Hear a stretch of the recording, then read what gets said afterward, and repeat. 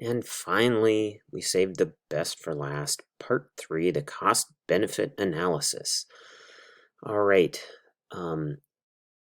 you're going to have to answer these yourself, but I just want to help guide you a little bit. So you read this scenario here, and it tells about how citizens received grain distribution from the government.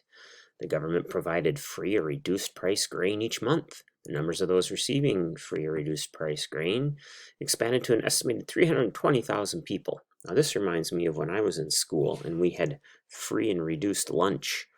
And I don't know how it works where you are. And this was a long time ago. Back in my day, there was no internet, so parents could just go on and anonymously pay for your lunch. So you had to go to school and physically pay for your lunch. And there were two windows. There was the window for the normal kids, and then there was the window for the reduced lunch kids like me. So it was, like, okay, this is where the poor kids go. Um, kind of weird. Anyway, so it was a little bit embarrassing, but whatever. Somehow I managed to survive. What do you know? Anyway, so same type of idea. Free reduced price grain here. And it tells us where it came from. We heard about Egypt a lot, right? Excuse me. So, but as the population of Rome grew, it became more costly and it was difficult to transport so much grain. So now they're going to give you this scenario, I guess. Caesar Augustus is considering decreasing the number of citizens receiving the grain distribution. So you have to pretend that you're a member of the Senate. Ooh, I am the Senate. Anyway, how would you advise Augustus?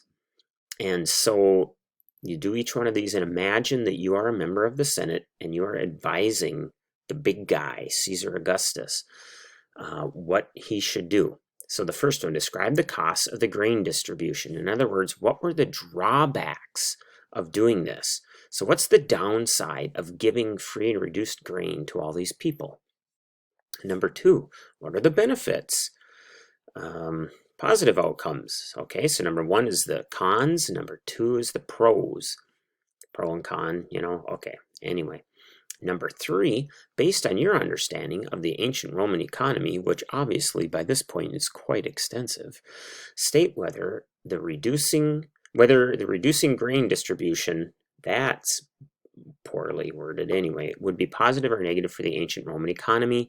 How would you advise Augustus? And then notice this, give 2 reasons for your answer. 2 reasons for what you would tell him to do. So you're either going to say, we should keep, this huge number of people getting this, or we should reduce it. And then you have to give 2 reasons why. Okay? So whichever you think is stronger, number 1 or number 2, that's probably going to be your basis for how you answer number 3. Hopefully that helps a little bit. If not, let me know. I'm always here to answer your questions. All right. Thanks. Have a great day, guys.